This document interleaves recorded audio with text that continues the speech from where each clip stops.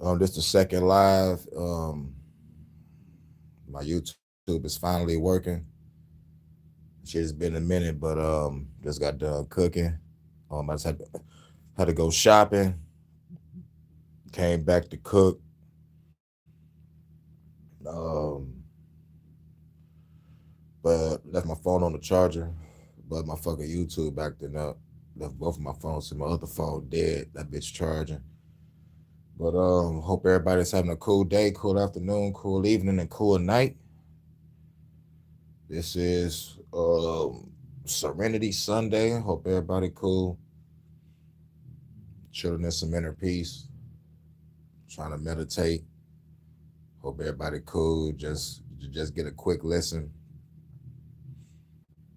We're gonna talk about hermeticism, talk about crazy all the creation stories, and I think talk about all the different afterlives. But yeah. But I gotta knock this out because I won't be able to do no Detroit after dark tonight because I gotta work late, and so I gotta make another video to compensate. So like after this, I might just kick back, relax, and chill,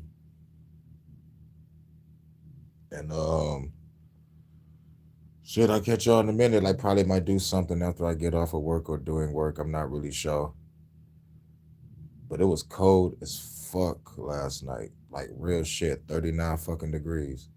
But anyway, it's gonna be a nicer night tonight. I think it's gonna be like in a probably like low 60s or the mid 60s. I'm not sure. I gotta look at the weather again. But hope everybody having a cool day, cool afternoon, cool evening, and cool night.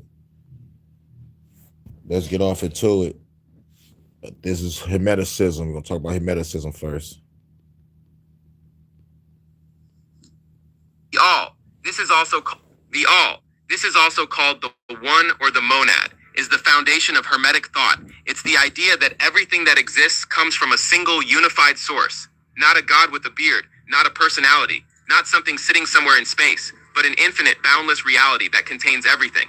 Think of it like this. Before matter, before energy, before time, before even thought itself, there is the all. Everything you see, feel, think, or experience is not separate from it. It exists inside it.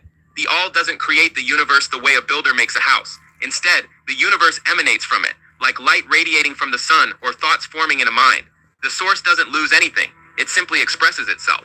From this perspective, nothing is outside the all. There is no true randomness, no absolute chaos, and no place where the all is absent. Even confusion, darkness, and ignorance exist within it. This is why Hermetic teachings focus so much on self-knowledge. Knowing yourself isn't just personal growth. It's a way of understanding reality itself. The deeper you understand your own consciousness, the closer you get to understanding the structure behind existence. Gnosis. This means direct knowing, not belief, not faith, not information you borrowed from a book, a teacher, or a tradition. Gnosis is knowledge gained through experience. In Hermeticism, this is one of the most important ideas because it draws a hard line between knowing about something and actually knowing it. You can read about fire, you can study its chemistry, but you only truly know fire once you feel its heat. That difference is gnosis. Hermetic teachings say ultimate truth can't be handed to you fully formed. It has to be realized internally.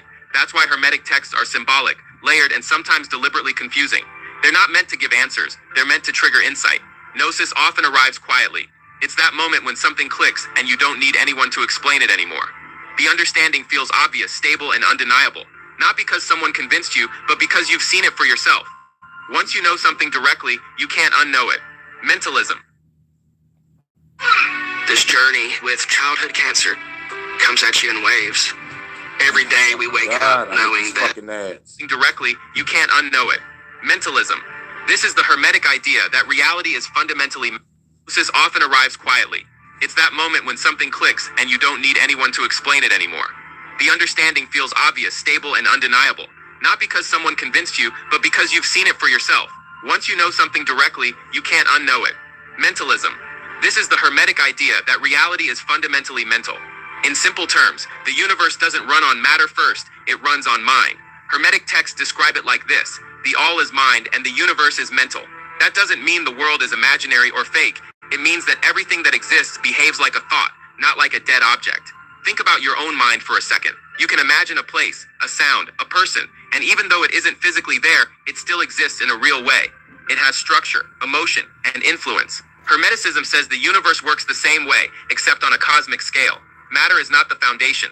Consciousness is. From this view, the physical world is more like the final layer of a much deeper mental process. Thoughts condense into patterns. Patterns stabilize into forms. Forms appear solid, but they're still expressions of mind. This is why attention matters so much in Hermetic teachings. Where attention goes, experience follows. Not because you're manifesting things magically, but because mind shapes perception, and perception shapes reality.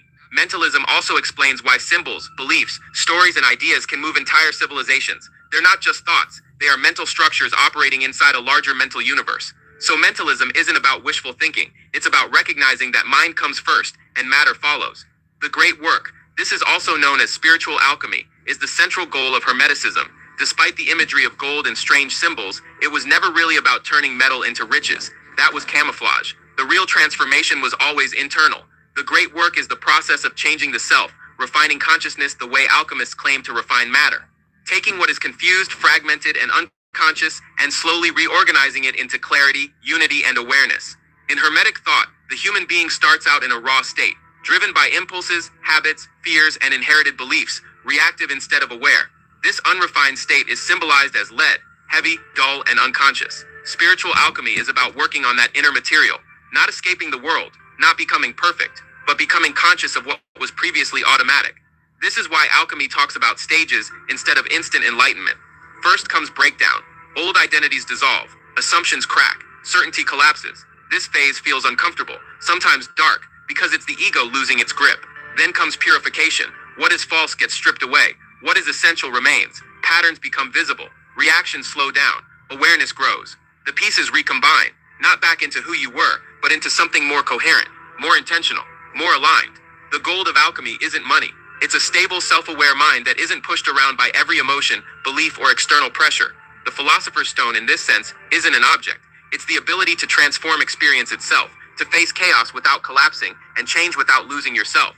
The macrocosm and the microcosm is the Hermetic idea that the small reflects the large. In simple terms, the universe and the individual are built on the same patterns. The macrocosm is the big picture, the cosmos, nature, society, reality as a whole. The microcosm is the small picture, the human mind, body, emotions, and inner world. Hermeticism says these two aren't separate systems. They are mirror versions of each other, operating at different scales. This is why ancient Hermetic texts describe the human being as a miniature universe. The same forces that move stars, shape ecosystems, and govern cycles also operate inside thoughts, habits, and emotions. For example, cycles exist everywhere, day and night, birth and death, expansion and contraction. And inside you, moods rise and fall, motivation comes and goes, identities form and dissolve. Same pattern, different scale. Liberation from fate. This is the Hermetic idea that most people are not actually choosing their lives, they're reacting. In Hermetic thought, fate isn't some mystical force deciding your destiny, it's the result of unconscious cause and effect, habits you didn't choose, beliefs you absorbed, emotional reactions running on autopilot. When someone lives this way, their life becomes predictable. Same triggers, same responses, same outcomes, over and over. Hermetic texts say this is the state of the unawakened mind, not evil, not stupid, just unconscious. Liberation from fate doesn't mean escaping consequences or controlling the universe. It means becoming aware of the causes operating inside you. The moment you notice a reaction instead of instantly acting on it, fate weakens. The moment you see a belief instead of defending it, fate loosens its grip. Awareness interrupts the chain. This also explains why knowledge alone isn't enough. You can intellectually understand psychology, spirituality, or philosophy and still be trapped in fate if your awareness doesn't reach your behavior. Liberation is gradual. You move from being pushed by impulses to choosing responses to eventually acting with intention instead of compulsion. At that point, you're not outside cause and effect, you're working with it consciously, and that's the Hermetic definition of freedom. The Hermetic path, this is not a religion, a club, or a set of rules. It's a process of inner development, a way of moving from unconscious living to conscious participation in reality. Hermeticism doesn't promise instant enlightenment. It assumes most people begin life asleep to how their own mind works, driven by habits, reactions, fears, and borrowed beliefs. The path exists to wake you up slowly, without breaking you. The first stage of the Hermetic path is recognition. You start noticing patterns in yourself, in others, in the world. Reactions repeat, emotions loop, The same mistakes keep showing up. This is where curiosity replaces blind living. Next comes self-observation. Instead of immediately reacting, you begin watching your thoughts, impulses, and emotional triggers, not to judge them, but to understand them. This alone starts creating distance between you and your conditioning. Then comes purification.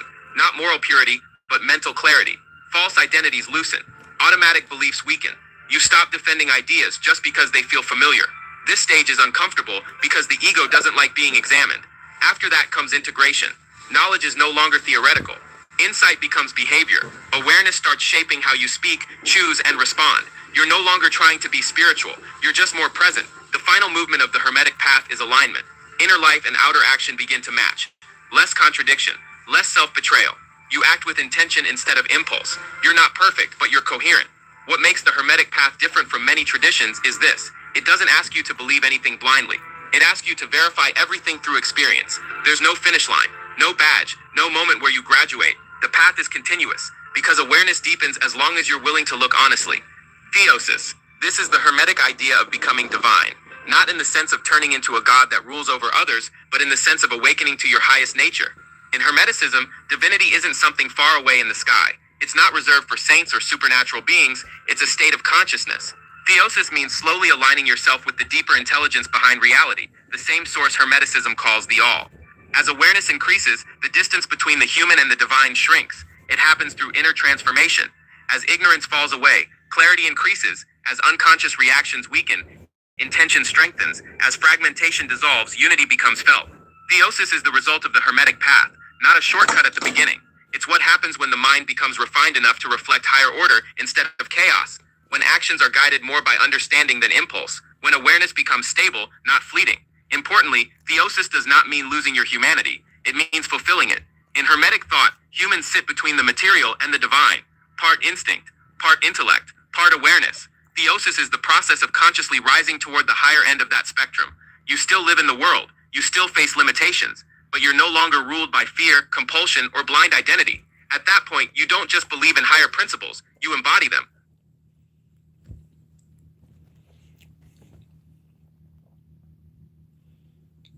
Solipsism. Now, what y'all heard on the last one was all the esoteric teachings. Now, this is all the hold on. This is I guess every major concept of Hermeticism. That was the last one. This one is every crazy theory about reality. And I hear this shit all over the place. And I'm glad someone made a collage of all the shit I heard so we can break it down and explain. Because you might know someone that believe one of these motherfucking things, or you may be a person that believe one of these things. But let's get off into it. Solipsism is one of the strangest and most unsettling ideas in philosophy. It's the belief that only your own mind is truly real. Everything else, your friends, your family, the entire universe, might just exist inside your consciousness, like a dream you can't wake up from. According to solipsism, you can never prove that anyone else is actually conscious. You can see people talk, laugh, and act alive, but all of that could just be part of your mind's projection, like background characters in your personal simulation. There are three main forms of it. Metaphysical solipsism says that only your mind exists. Reality itself depends on you. Epistemological solipsism admits other things might exist, but says you can never really know that for sure. Methodological solipsism treats everything as if it's only in your mind, as a way to focus on subjective experience. It's an extreme version of the observer effect, pushing the idea that without you to perceive reality, reality might not even exist. Philosophers often bring up solipsism not because they believe it, but because it exposes the limits of human knowledge. If all experience happens inside your mind, how can you ever step outside it to confirm anything else is real? The dream argument. The dream argument asks a haunting question. How do you really know you're awake right now? Think about it. In a dream, everything feels real. You can see, hear, touch, and even feel emotions. But when you wake up, you realize it was all in your mind. So what if your waking life is just another layer of the dream? Philosophers like Rene Descartes used this idea to challenge certainty. He said, if my Damn.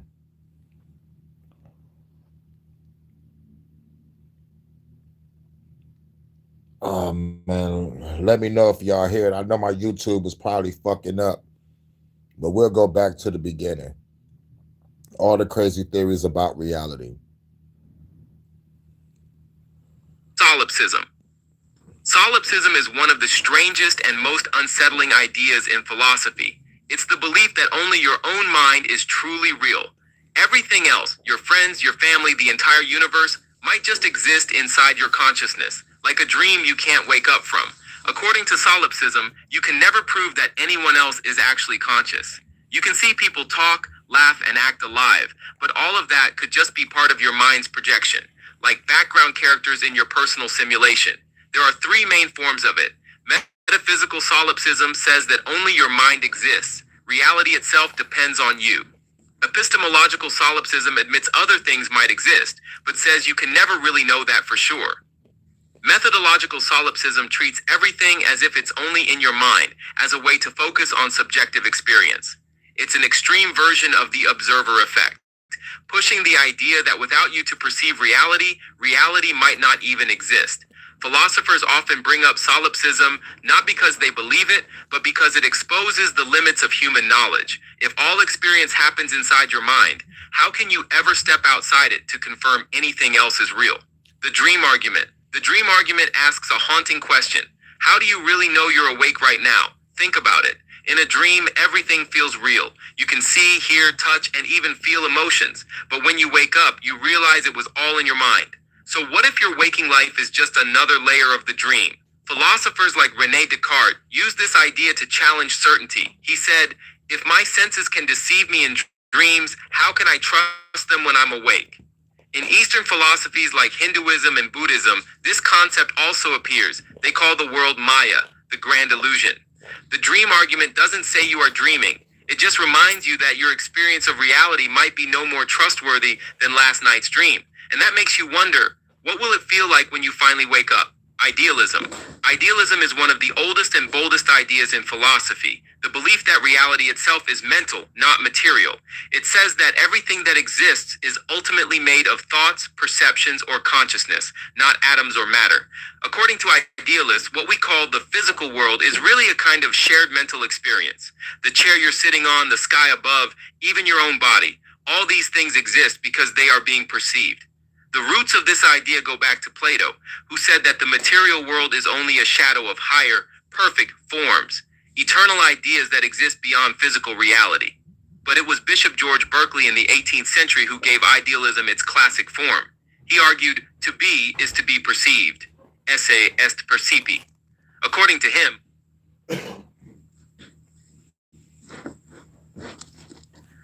him, objects only exist when they're being perceived by a mind. And when no human is looking, God is. In Berkeley's view, God is the ultimate observer who sustains the world by constantly perceiving it. Later, philosophers expanded on this.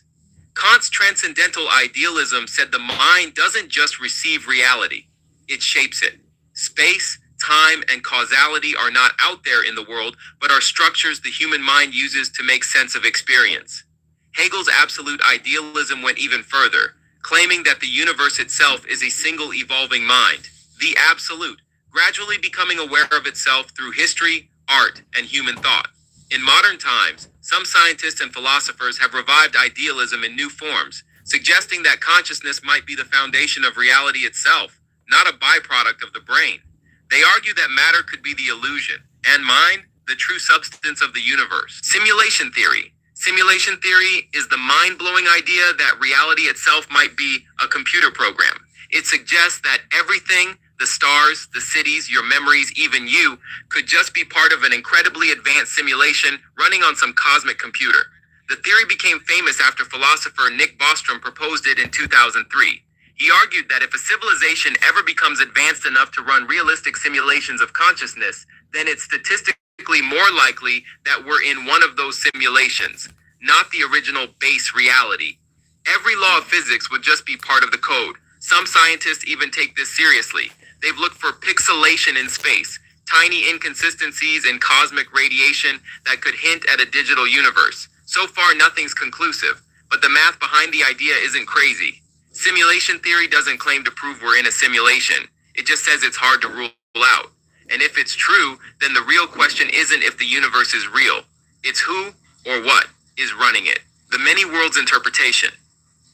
The many worlds interpretation is one of the wildest ideas in quantum physics. It suggests that every time a quantum event could go two ways, say, a particle goes left or right, the universe splits into two versions, one for each outcome. That means every decision, every coin flip, every random event doesn't just have one result. It creates an entire new reality where the other possibility also happened. In one universe, you hit snooze this morning. In another, you got up early and changed the course of your whole life. Somewhere there's a version of you who made every possible choice you didn't. This idea came from physicist Hugh Everett III in 1957, who wanted to explain quantum mechanics without collapsing wave functions. Instead of particles choosing one outcome when observed, he said all outcomes happen, just in parallel universes that constantly branch off. So, according to many worlds, nothing ever truly disappears or fails. It just exists in another timeline. Phenomenalism. Phenomenalism is the idea that physical objects don't exist as independent things out there. They exist only as collections of sensations or potential experiences.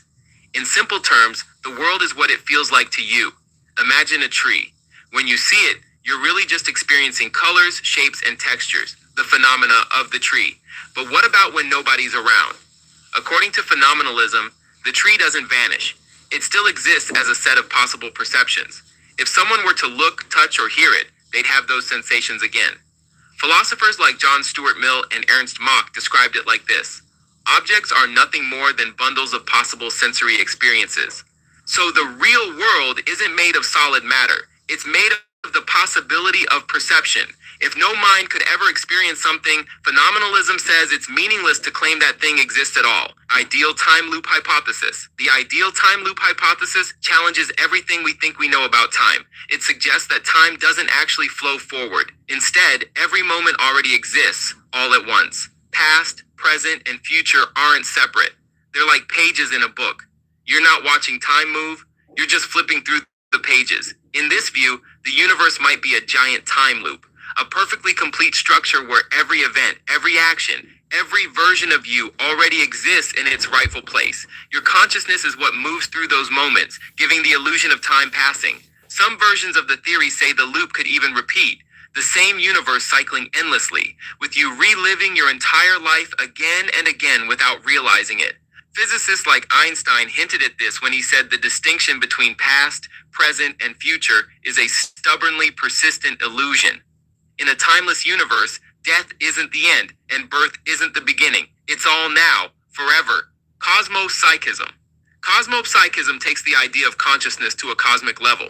It says that the entire universe is one gigantic mind, and everything inside it, stars, galaxies, you, me, are tiny fragments of that single cosmic consciousness. In this view, you're not a separate being living in the universe. You're the universe temporarily looking at itself through human eyes. Your thoughts, emotions, and experiences are all part of the cosmos exploring its own depths.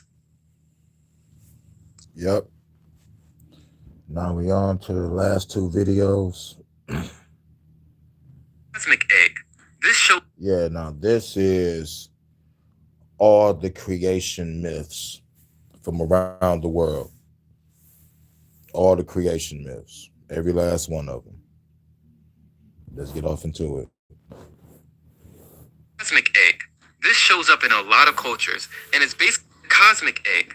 This shows up in a lot of cultures, and it's basically the idea that the universe started out as a giant egg. Think of it like everything, light, darkness, earth, sky, even time itself was all squished together inside this one shell. Then when it finally cracked open, boom, the world as we know it began. In Hindu myths, this egg is called the Hiranyagarbha, or the golden egg. Out of it came the creator, sometimes Prajapati, sometimes Brahma, who went on to shape the world and everything in it. The Chinese version tells of Pangu, a giant who was born inside the cosmic egg. When he broke out, the lighter stuff floated up to make the sky, and the heavier stuff sank to form the earth. And after Pangu died, his body literally became mountains, rivers, and winds. The Greeks had their own spin too. The Orphic tradition says that from the cosmic egg came Phanes, this glowing being who brought light and order into the universe and gave birth to the gods. No matter the version, the message is the same. Before the world was divided into sky and land, chaos and order, everything was one. The egg cracking is the first big split, the beginning of creation, the world tree. This is one of the most powerful creation symbols out there, and it shows up in both Norse mythology and Mesoamerican traditions. The basic idea is a giant tree that holds the entire universe together, kind of like a cosmic spine. In the Norse version, this tree is called Yggdrasil, a massive ash tree that connects all 9 realms. Its roots stretch into the underworld, its trunk rises through the human world of Midgard, and its branches reach all the way into the heavens where the gods live. Everything gods, humans, giants, and even monsters depends on Yggdrasil for balance. It's not just a tree, it's literally the map of existence. On the Mesoamerican side, the Maya had the ceiba tree as their world tree. Its roots dug deep into the underworld, its trunk stood firm on the earth, and its branches reached into the heavens. The Maya even believed 4 world trees stood at the corners of the universe, holding up the sky. Each one was tied to a direction and a color, basically keeping the cosmos in order. Whether it's Yggdrasil or the ceiba, the message is the same. Life, death, and the divine are all connected. The tree shows that the universe isn't a flat story, but a layered one. Roots below, trunk in the middle, branches above. It's the ultimate symbol of connection and balance, showing how heaven, earth, and the underworld all weave together into one. Y'all need to hear this again. Let's go back. Cosmic egg. This shows up in a lot of cultures, and it's basically cosmic egg. Go back This to the shows beginning. up in a lot of cultures, and it's basically the idea that the universe started out as a giant egg. Think of it like everything, light, darkness, earth, sky, even time itself was all squished together inside this one shell. Then when it finally cracked open, boom, the world as we know it began. In Hindu myths, this egg is called the Hiranyagarbha, or the golden egg. Out of it came the creator, sometimes Prajapati, sometimes Brahma, who went on to shape the world and everything in it. The Chinese version tells of Pangu, a giant who was born inside the cosmic egg. When he broke out, the lighter stuff floated up to make the sky, and the heavier stuff sank to form the earth. And after Pangu died, his body literally became mountains, rivers, and winds. The Greeks had their own spin too. The Orphic tradition says that from the cosmic egg came Phanes, this glowing being who brought light and order into the universe and gave birth to the gods. No matter the version, the message is the same. Before the world was divided into sky and land, chaos and order, everything was one. The egg cracking is the first big split, the beginning of creation, the world tree. This is one of the most powerful creation symbols out there, and it shows up in both Norse mythology and Mesoamerican traditions. The basic idea is a giant tree that holds the entire universe together, kind of like a cosmic spine. In the Norse version, this tree is called Yggdrasil, a massive ash tree that connects all 9 realms. Its roots stretch into the underworld, its trunk rises through the human world of Midgard, and its branches reach all the way into the heavens where the gods live. Everything gods, humans, giants, and even monsters depends on Yggdrasil for balance. It's not just a tree, it's literally the map of existence. On the Mesoamerican side, the Maya had the ceiba tree as their world tree.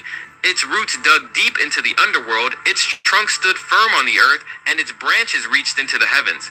The Maya even believed 4 world trees stood at the corners of the universe, holding up the sky.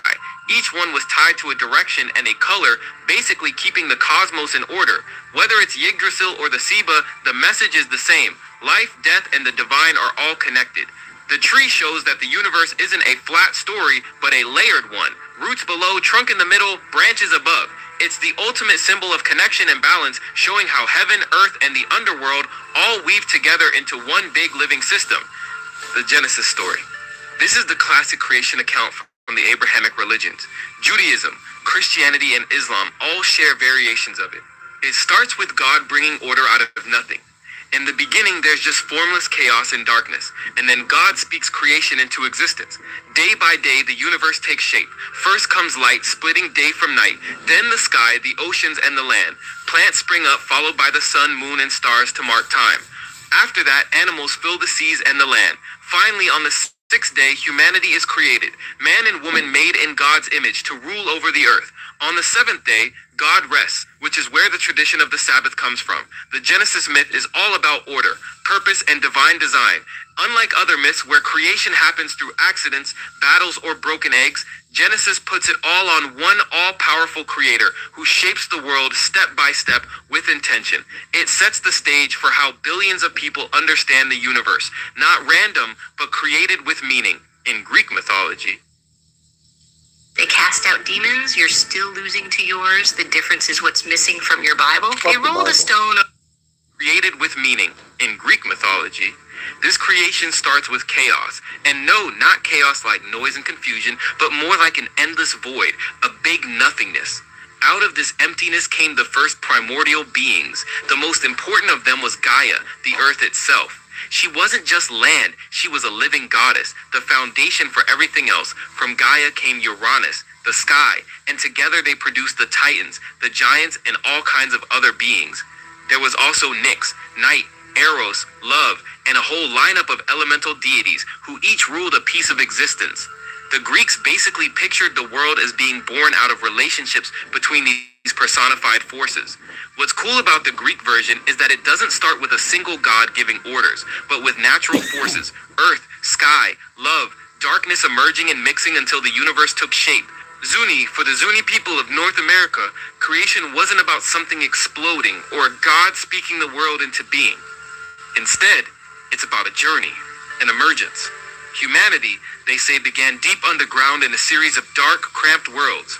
People lived there in a kind of half-existence, almost like shadows, until the time came to rise upward. Guided by spirit beings, the first humans slowly made their way through different levels of the underworld.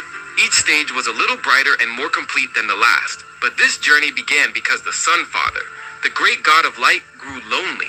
From his place in the heavens, he saw that the dark underworld was filled with half-formed beings who had not yet reached their true life. Wanting to bring them into the world of light, Sun Father sent his twin sons, the war gods, Ahayuta and Matsalema. They descended into the lower worlds and led the people upward.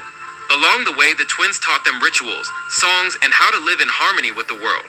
Finally, the people emerged through a sipapu, or opening in the earth, and stepped onto the surface, into a world of sunlight, plants, animals, and sky.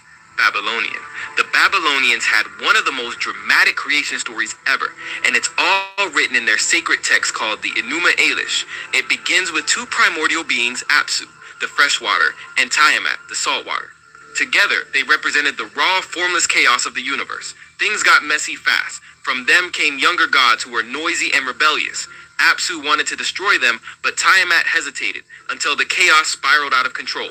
Eventually, she transformed into a terrifying dragon, raising an army of monsters to wage war against her own children. Enter Marduk, the hero god. Armed with a net, a bow, and a storm at his command, he challenged Tiamat. After an epic battle, he shot an arrow straight through her heart. Then he split her body in two. Half became the heavens, the other half became the earth. From her blood and bones, he shaped the world and humanity. The Babylonian story is raw and violent, but it carries a clear message. Order comes out of chaos through conflict. Cosmic turtle. The idea of the cosmic turtle shows up in both Hindu traditions and some Native American stories, and it's one of the most unique ways people explain how the world was formed. In Hindu mythology, the turtle is linked to the god Vishnu.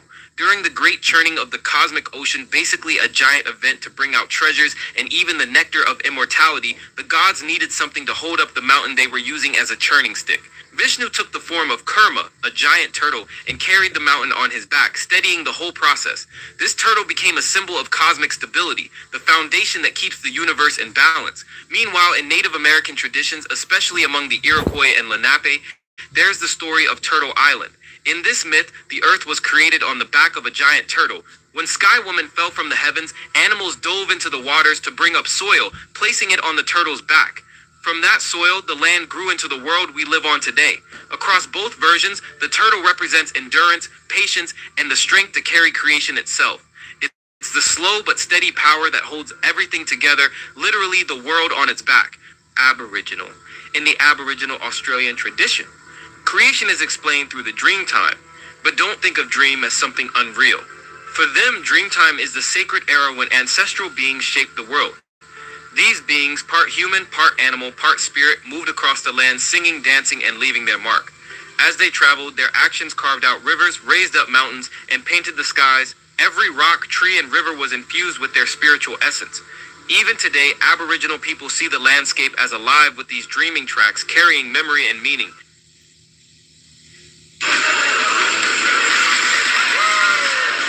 How'd you find this place? Now we're on the last video. This is all the afterlives. Heaven and hell. When most people think about the afterlife, the first image that pops into their head is heaven and hell. It's the ultimate two-option system. Imagine life as a giant exam. Everything you do, every choice you make, gets recorded. At the end, when your time is up, the results come in, pass or fail. Pass the test? Welcome to heaven. Eternal happiness, no sickness, no sadness. Think endless light, golden streets, angelic choirs, or depending on who you ask, a paradise garden with rivers of milk and honey. Heaven is sold as the perfect reward, a place where everything you ever lost is restored and all pain finally ends.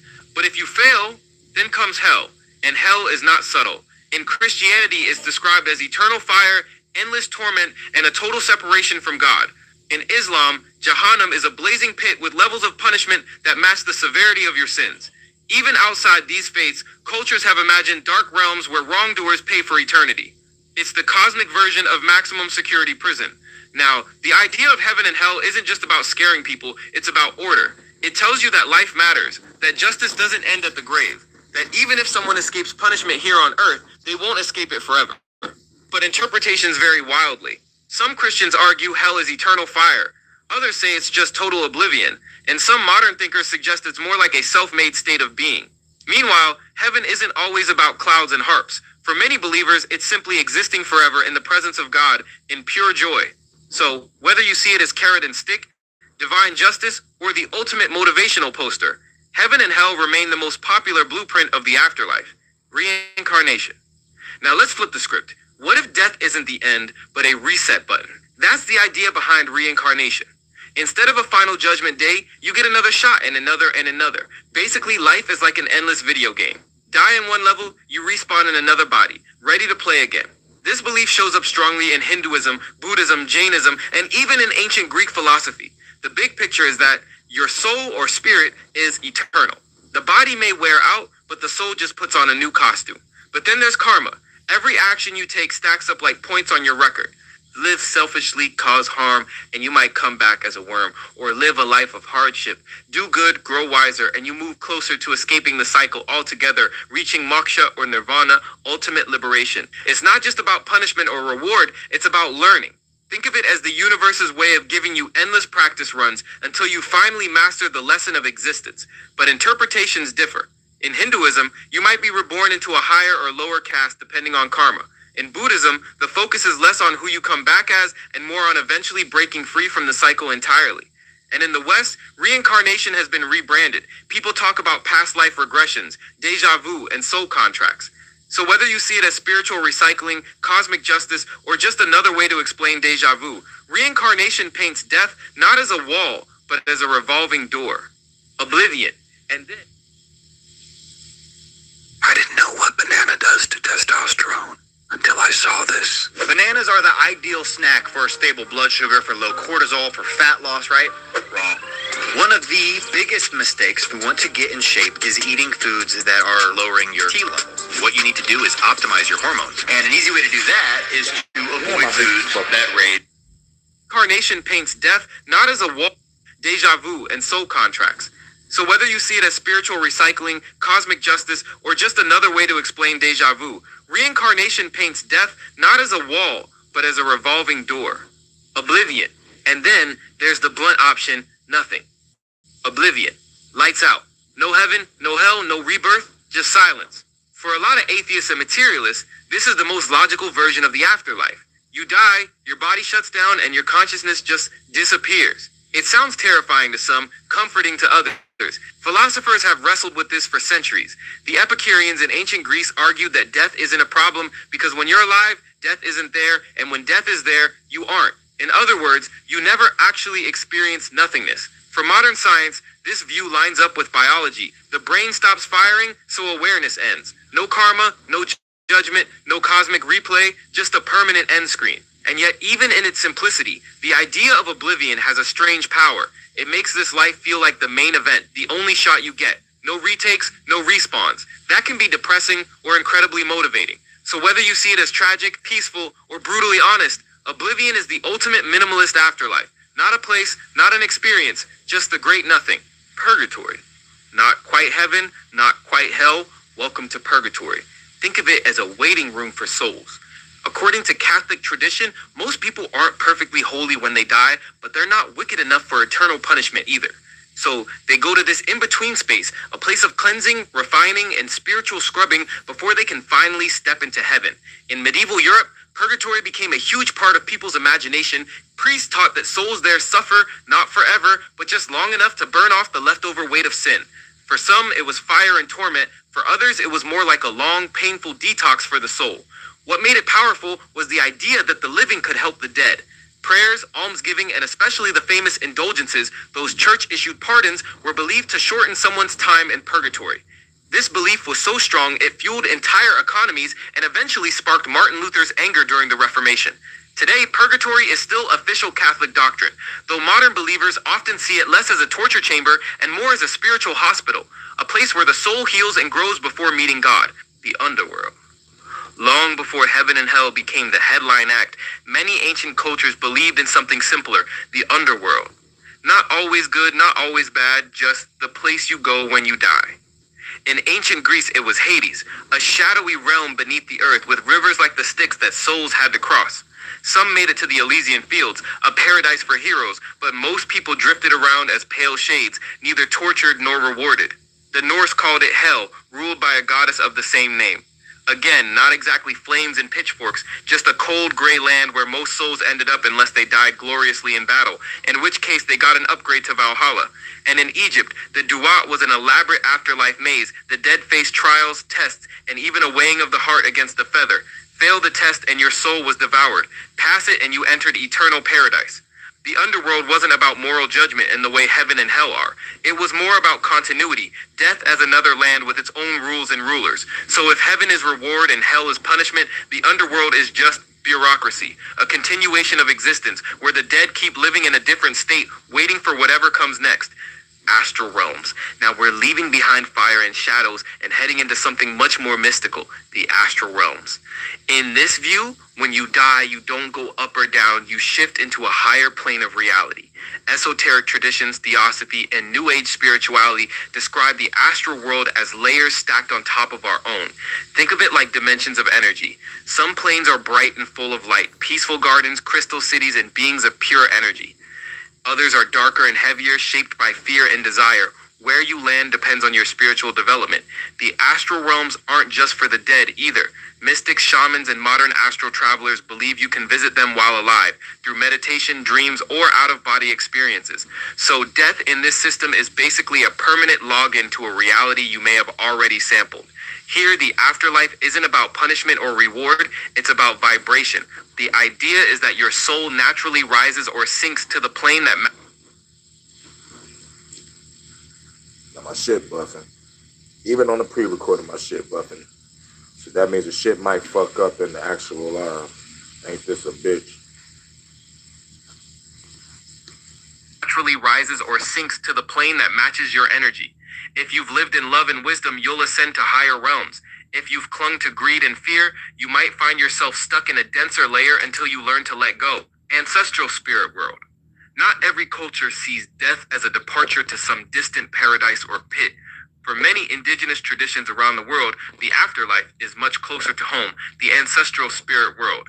In this belief, the dead don't vanish. They remain present, watching over their families, guiding their communities, and sometimes even stepping in to protect or warn. Among African traditions, Native American tribes, Pacific Islanders, and countless others, ancestors are not just remembered, they are active members of the living world. Instead of heaven or hell, the focus here is on connection. When you die, you join a vast family tree that stretches back through generations. You're welcomed among the ancestors, and in turn, you're expected to help those still on Earth. This worldview changes everything. Death isn't a lonely exile, it's graduation into elderhood on a cosmic scale. The dead become advisors, guardians, and sometimes disciplinarians, keeping communities in check. Even today, you see traces of this everywhere. Libations poured to honor the dead, altars with photos and offerings, or prayers to those who came before us. In cultures with ancestral afterlives, immortality doesn't mean leaving Earth forever. It means living on through memory, tradition, and spiritual presence. Universalism. Instead of some people being saved and others damned forever, universalism says everyone eventually makes it. No soul left behind. In this view, God's love is so powerful, so infinite, that it doesn't stop at death. Sure, people may face consequences for their actions, some kind of purification, correction, or tough lessons, but in the end, even the worst of the worst will be restored. Hell, if it exists at all, is temporary. This idea shows up in early Christianity with thinkers like Origen, who believed God's plan was to reconcile all creation. It reappears in modern times, especially with progressive Christians and philosophers who argue eternal punishment doesn't match an all-loving God. Universalism isn't about cheap forgiveness. It's about hope, the belief that the story ends with healing, not endless suffering.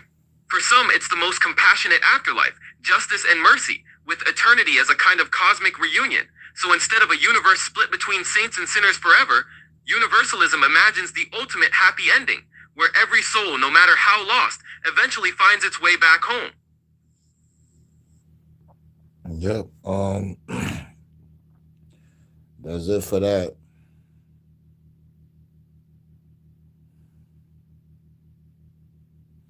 That's the last video. I'll catch y'all on the next one.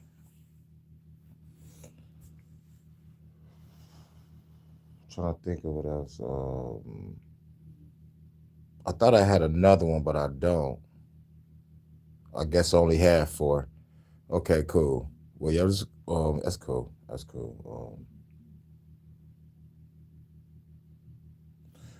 All right, I'll catch y'all in a minute. Shout out to everybody in the chat. Much love, Moni. Salute, eyes wide shut. And if y'all heard any sizzling in the background of the pre-recording, that was me cooking. You know, now that I'm done cooking, you know, I went to the live. So yeah. So shouts out to everybody coming through. Catch y'all in a minute. Peace.